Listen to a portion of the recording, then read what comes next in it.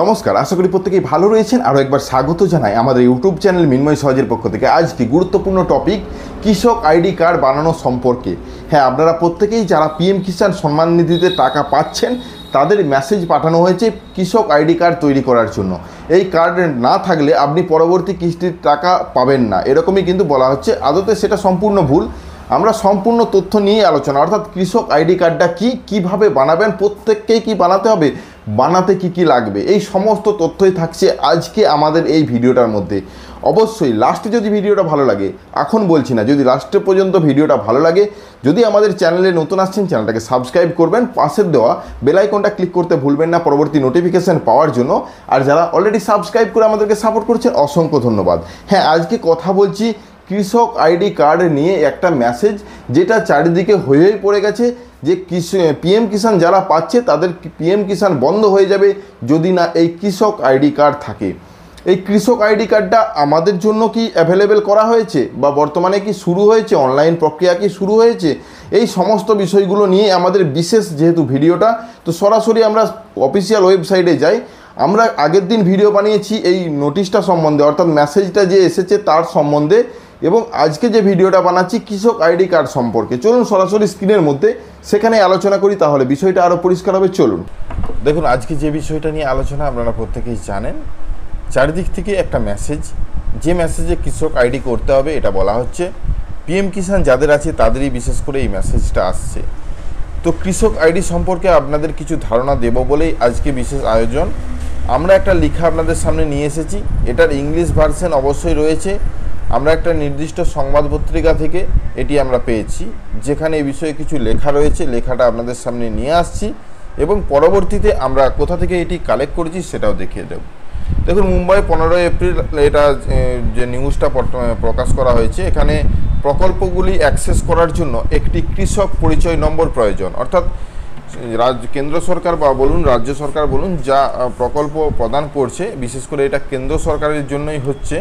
এর ফলে প্রধানমন্ত্রী কিষাণ যোজনা এবং রাজ্যের নামে যে কিশোরী মহাসম্মান, এটা একটা অন্য রাজ্যের, এটা মুম্বাই রাজ্যের কথা বলছে। যেমন আমাদের রাজ্যে আছে কৃষক বন্ধু প্রকল্প, তো যেহেতু মুম্বাই এই রাজ্যের এটা নিউজ প্রকাশ হয়েছে, সেই জন্য দুটো যোজনার কথা বলা হয়েছে। এই প্রকল্পগুলিতে পরিচয়পত্র নেই এবং কৃষকদের অ্যাক্সেসের উপর প্রভাব পড়বে। অর্থাৎ যদি না করেন এই কার্ডটি, তাহলে কিন্তু পরবর্তীতে যে অ্যাক্সেস, অর্থাৎ যে টাকাটা পেয়ে আসছে, সেটা কিন্তু বন্ধ হতে পারে বা সমস্যা হতে পারে। তো দুটি প্রকল্পে সম্মিলিতভাবে যোগ্য কৃষকরা বার্ষিক 12,000 টাকা করে প্রদান পেয়ে থাকে, অর্থাৎ 12,000 টাকা করে প্রায়। রাজ্যের যে রাজ্যের কথাটা বলা হচ্ছে, এটা কিন্তু কেন্দ্রের নয়, যে মুম্বাই রাজ্যের কথা বলছে। রাজ্যের একটা নির্দিষ্ট কৃষকের নথিভুক্তের সরকারি সূত্রে জানিয়েছে, এর মধ্যে 1 কোটির কাছে অন্তত কৃষক পরিচয়পত্র রয়েছে। এর মধ্যে 70 লক্ষ কৃষক বা 41% কৃষক পরিচয়পত্র পায়নি। এটা এই ঘরটা ছেড়ে দিন, এটা আমরা ওয়েস্ট বেঙ্গল থেকে যদি দেখি, আমাদের ওয়েস্ট বেঙ্গলে এখন পর্যন্ত কেউ এই কার্ড পেয়েছে বলে আমার জানা নেই, কৃষক পরিচয়পত্র। তো কৃষক পরিচয়পত্রটা কি সেটা বিস্তারিতভাবে নিচে লেখা রয়েছে। এই আইডি কৃষক সম্পর্কিত রেকর্ড ডিজিটালাইজ করার জন্য কেন্দ্রের উদ্যোগে অংশ এবং জাতীয়ভাবে এটি বাস্তবায়িত হচ্ছে। অর্থাৎ এটা কেন্দ্র সরকারের মাধ্যমেই বাস্তবায়িত হচ্ছে।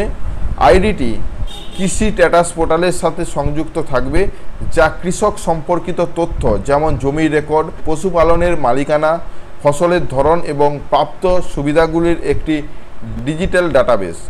এই ব্যবস্থাটি সরকারি সুবিধার জন্য আবেদনকারী কৃষকদের শনাক্তকরণ এবং যাচাইকরণের প্রক্রিয়া সহজ করার জন্য তৈরি করা হচ্ছে। ডাটাবেস তৈরি করতে কৃষক এবং তার জমির সম্পর্কে তথ্য রাজস্ব রেকর্ড থেকে নেওয়া হবে, অর্থাৎ যেটা আগের থেকে সরকারি যে কৃষি দপ্তর বলুন বা ভূমি দপ্তর বলুন, সেখান থেকে কালেক্ট করা হবে।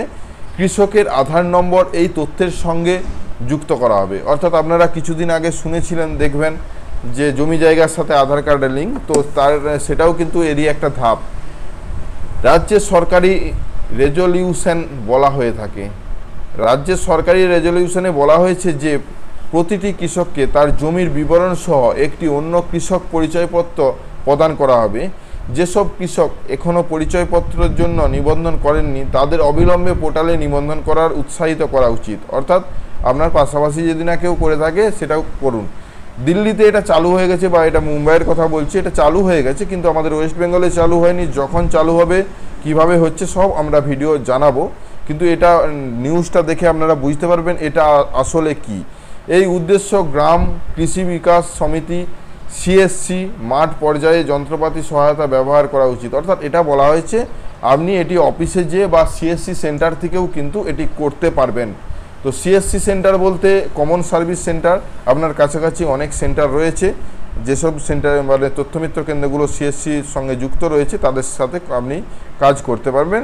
এটি সরকারি প্রস্তাবে বলা হয়েছে যে এখান থেকেই করে নিতে পারেন। যেসব কৃষক এখনও নিবন্ধন করেননি তাদের সম্পর্কে জানতে চাইলে কর্মকর্তারা বলেন তারা আধার নম্বর দিয়ে গ্রাম ও জেলা পরিষদের জেলাগুলিতে নিবন্ধনের জন্য যোগাযোগ করতে পারেন। অর্থাৎ গ্রামে পঞ্চায়েত অফিসে বা জেলার যে অফিস রয়েছে সেখানে কিন্তু আপনারা আবেদন করতে পারবেন। এখানে পদ্ধতি থাকবে, যদিও এটা ওয়েস্ট বেঙ্গলের ক্ষেত্রে নয়, আমরা বারবারই আলোচনা করছি। এটি একটি সহজ প্রক্রিয়া এবং এতে খুব বেশি সময় লাগে না, কৃষি বিভাগের একজন কর্মকর্তা বললেন। অর্থাৎ যেসব প্রক্রিয়ার মধ্যে দিয়ে আপনাকে এই কার্ডটি করতে হবে সেটা কিন্তু অতি সহজ প্রক্রিয়া, যদিও আমরা সেটা এখন পর্যন্ত অনলাইন প্রক্রিয়াটা দেখিনি, তো অবশ্যই আপনাদের সামনে নিয়ে আসব। নিচে আরও কিছু লেখা রয়েছে, কিন্তু কৃষক গোষ্ঠীগুলি এই উদ্যোগ নিয়ে সন্দেহ প্রকাশ করেছেন। অবশ্যই থাকবে, সন্দেহ থাকতেই পারে যে কি হচ্ছে না হচ্ছে, কেন কার্ড তৈরি হচ্ছে। তো এটাই এখানে বলা হয়েছে, কৃষকদের দেওয়া সমস্ত তথ্য তাদের জমির মালিকানা এবং এমনকি তারা যে মৌসুমি ফসল চাষ করে তা সরকার এবং তারপর কৃষির সাথে জড়িত কর্পোরেটদের কাছে উপলব্ধ হবে। অর্থাৎ তারা সরাসরি জানতে পারবে। এই উদ্যোগ কৃষকদের জন্য নয়, কর্পোরেটদের জন্য অভিযোগ করছেন অনেক কৃষকরা। তো এটা থাকবে, এটা হয়তো হতেও পারে এরকম, অবশ্যই সব কিছু জেনে যাবে। তো এই নিউজটা আমরা কোথা থেকে পেয়েছি? আমরা একটা সংবাদ মাধ্যম অবশ্যই জানি, টাইম অফ ইন্ডিয়া। তো সেখানে দেখুন এই নিউজটা প্রকাশ করা হয়েছিল এপ্রিল মাসের 13 তারিখ 2025, এবং এই নিউজটা কিন্তু সম্পূর্ণ ইংলিশে রয়েছে। আমরা আপনাদেরকে বাংলাতে করে একটু বোঝানোর চেষ্টা করলাম, যেহেতু আমরা বাংলা থেকে ভিডিও বানিয়ে থাকি।